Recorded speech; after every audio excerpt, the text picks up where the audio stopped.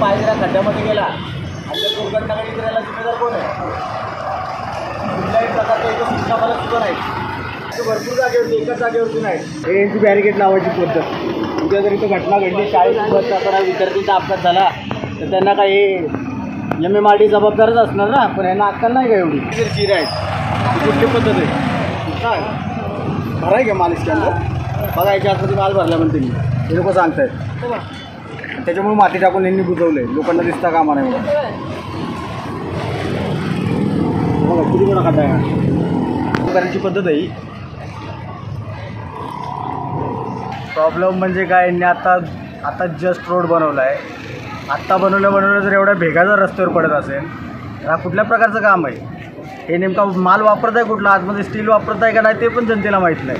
हा जनतेच्या पैशाची उधळण करत आहे. MMRDAचं तर याच्यावरती थोडं प्रकारे पण नियंत्रण आहे. बॅरिकेड लावली पाहिजे. एकही रस्त्यावर बॅरिकेड दिसत नाही.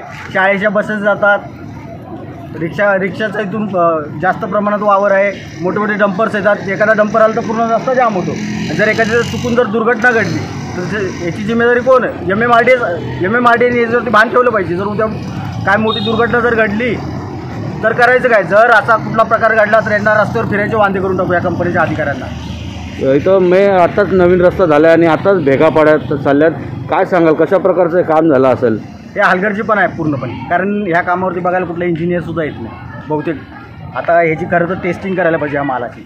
यांनी M40 वापरला आहे का M10 वापरून M20 वापरून जनतेचा नशेत धूळ उडवत आहे.